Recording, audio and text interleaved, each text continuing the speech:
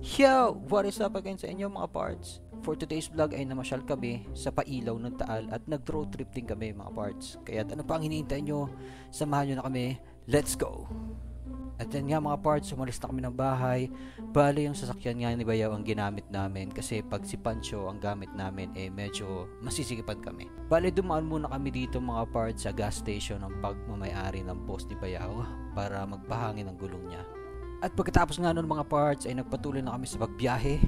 Medyo malayo-layo nga din tong lipas sa Taal kaya medyo umabot din ng 1 oras yung biyahe namin. At ayan nga mga parts, dumaan kami ng Alitagtag, isa sa mga bayan ng Batangas na madadaanan mo papunta ng Taal pag galing ka ng Lipa.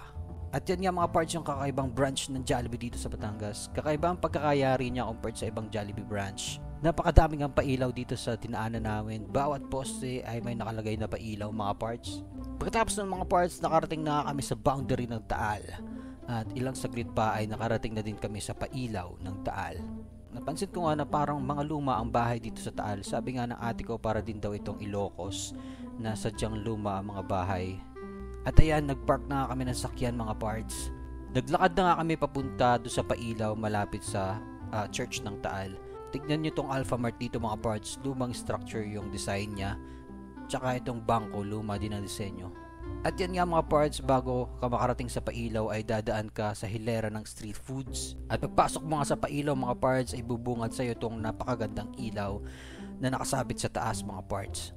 At kahit medyo gabi na, marami pa din tao dito dahil siguro may munting palabas na inihanda ang kanilang bayan para sa mga nakatira dito mga parts. Ito din mga parts, napakaganda nito, para siyang tunnel na may ilaw paikot. Pagkatapos nga ng mga parts ay napabili tong si Baby Faith at Joy ng balloon na to na may ilaw na din. At ayun nga mga parts, hindi pa nakontento si Baby Faith at kinuha pa nga niya yung balloon ni Joy. Tapos nga nun mga parts ay umakyat kami sa may simbahan. Napakaganda ng simbahan na to mga parts at napakalaki sa malapitan.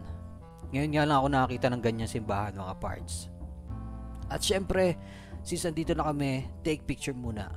Pagkatapos nga nun ay bumaba kami at naghanap kami ng CR. Kasi naiihi na daw tong si Baby Faith. At yan, nadaanan nga namin tong iba't ibang klase ng pailaw. Gaya nitong mga tulips na to. At sa paghanap nga namin ay nadaanan namin tong isang hilera ng street foods ulit mga parts. Dami nilang pagkain dito. Nakailang ikot na nga kami before namin makita yung CR. Ito pa yung isa sa maganda mga parts, yung pailaw na parang fireworks. At syempre, take picture ulit muna kami.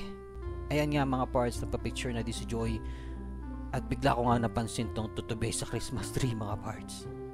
After nga nun mga parts ay umalis na kami at nag-decide kami pumunta sa San Jose para makita yung dancing fountain nila. At habang nasa biyahe nga kami mga parts ay nadaanan namin tong aksidente. Motor na sumabit sa oil tanker, kaya pag bumabiyahe tayo mga parts, siguruhin natin na maingat ang ating pagdadrive, lalo na at kasama natin ang mga mahal natin sa buhay. Hindi nga namin masyado nakita yung eksakto nangyari mga parts. Sana na lang ay walang nasawi o lubhang nasugatan sa aksidente na yun. Habang bumabiyahe nga kami mga parts ay napadaan kami dito sa kinakatakutan na daan sa San Jose kasi may nagpapakita at nagpaparamdam daw.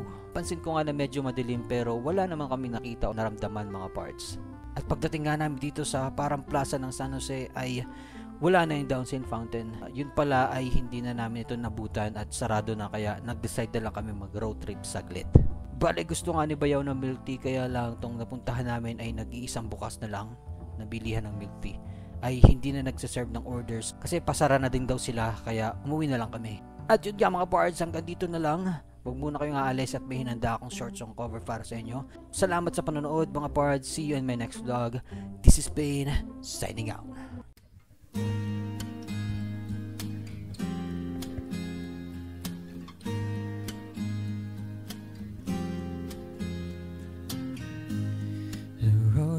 Traveled on is paved with good intentions and little with broken dreams that never quite came true.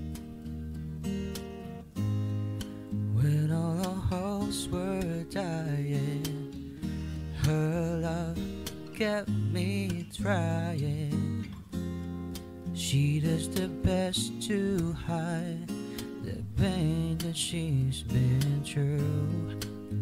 And she cries at night and she doesn't think that I can hear her. She tries to hide all the fear she feels inside.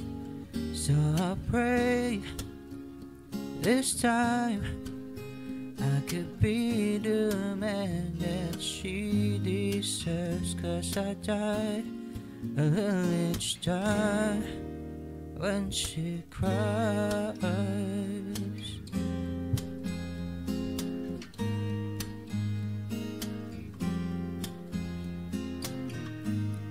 She's always been there for me whenever I fall in, when nobody else believes she'll be there by my side.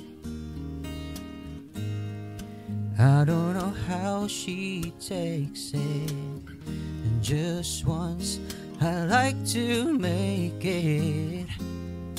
Then there'll be tears of joy that fill her loving eyes when she cries at night, and she doesn't think that I can hear her. She tries to hide all the fear she feels inside.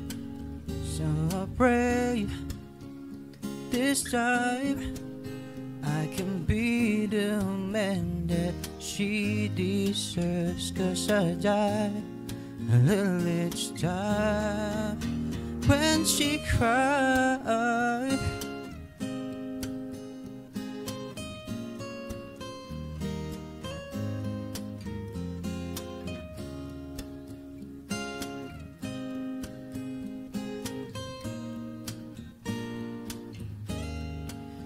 So I pray this time I can be the man that she deserves, 'cause I die a little each time when she cries.